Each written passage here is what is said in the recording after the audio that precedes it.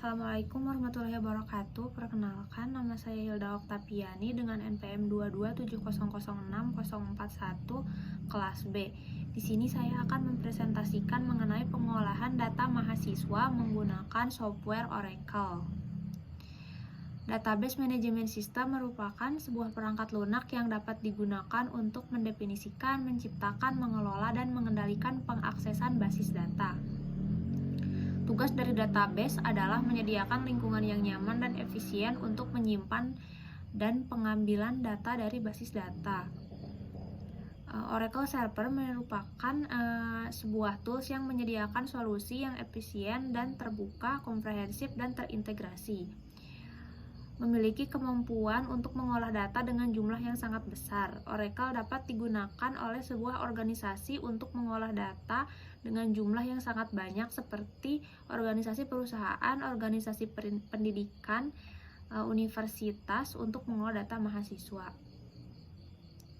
Basis data atau database adalah kumpulan informasi yang diatur dengan cara tertentu oleh program agar komputer dapat dengan cepat memilih data yang diinginkan.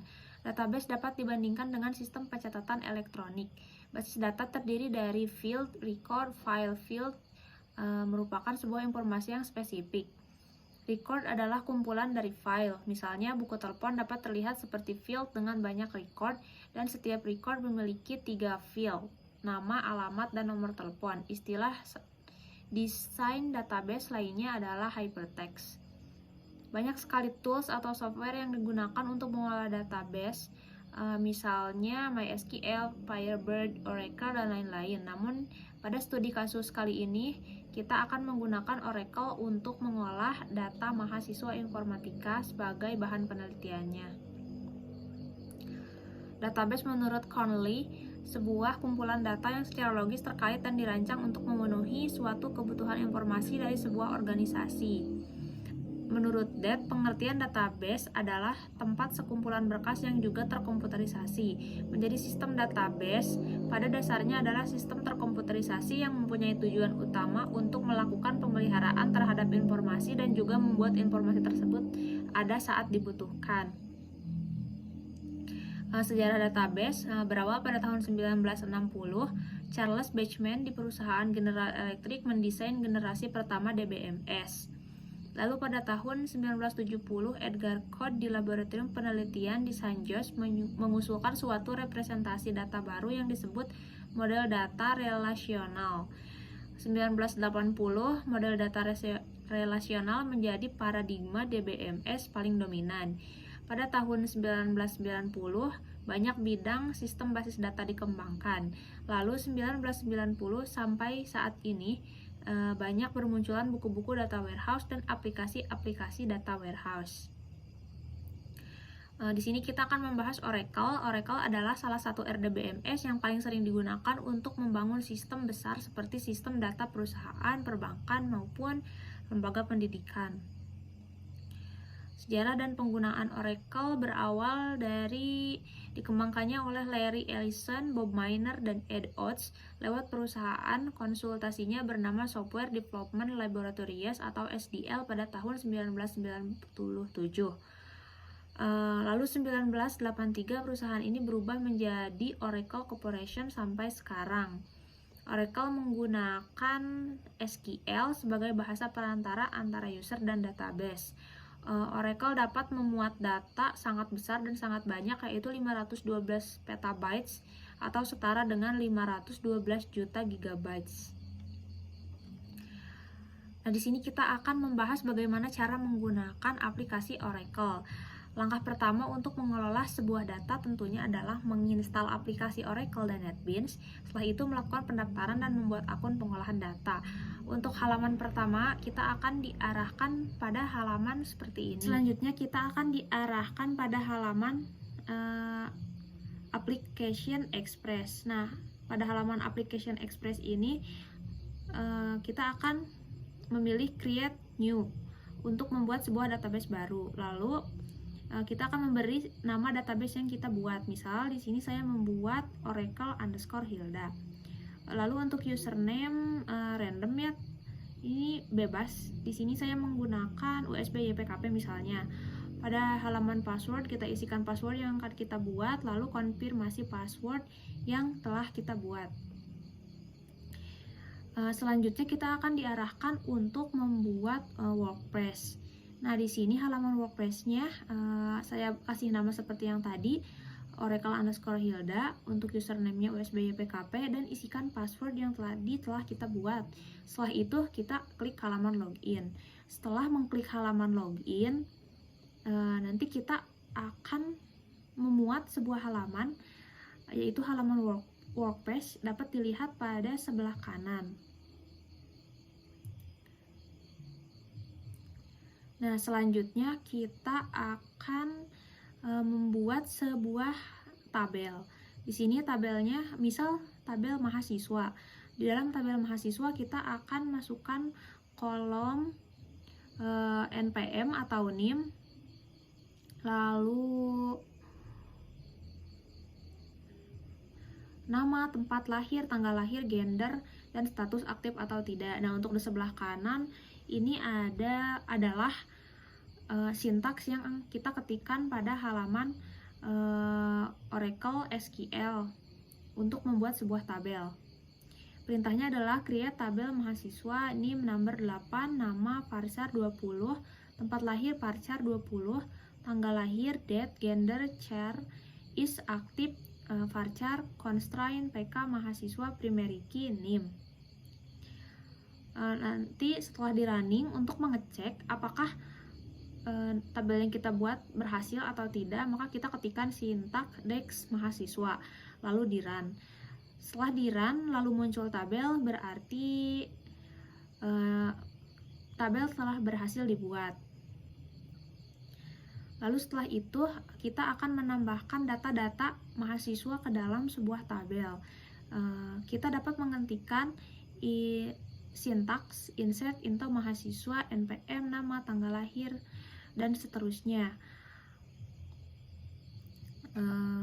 Lalu setelah itu untuk mengecek apakah data-data yang kita buat telah masuk ke dalam tabel, kita bisa mengetikkan sintaks select from mahasiswa. Lalu akan muncul data-data yang tadi kita ketikkan pada sintaks di atas, telah terisi pada tabel.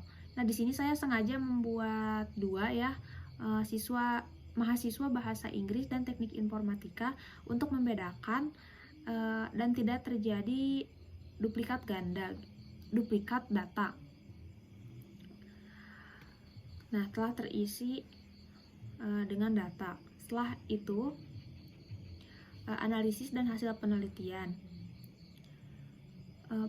Sebenarnya kita bisa membuat sangat banyak data, ratusan, ribuan, bahkan jutaan data di Oracle. Namun di sini saya hanya mencontohkan dua untuk mengefisienkan waktu. Dalam database terdapat tingkatan berbentuk dari atas ke bawah, dari yang paling besar hingga yang paling kecil, mulai dari database, file, record, field, byte, dan bit. Database merupakan tingkatan tertinggi, lalu ada file yang berisi informasi-informasi yang terkumpul dan saling berhubungan yang disimpan ke dalam secondary storage, lalu ada record. Di dalam record mencakup field, dalam field mencakup byte, dan di dalam byte ada bit yang tidak memiliki nilai atau hanya 0 dan 1 seperti bilangan biner. Tadi juga ada yang disebut primary key, yaitu pada sintaks constraint PK mahasiswa, primary key, NIM. Primary key adalah kandidat key yang dipilih dengan pertimbangan nilai data. Atribut tersebut lebih unik dan sering menjadi acuan dalam mengidentifikasi satu baris data dengan baris data yang lainnya dalam suatu entitas. Jadi primary key dibuat untuk menghindari redundansi data atau duplikat atau data ganda. Primary key ini memiliki keunikan sehingga tidak sama dengan satu dan yang lainnya. Primary key misalnya pada tabel mahasiswa informatika yaitu adalah NPM. NPM memiliki keunikan, jadi antara satu mahasiswa dan mahasiswa yang lain tidak akan ada yang sama. Dalam SQL yang digunakan oleh Oracle terdapat beberapa perintah, yaitu DDL,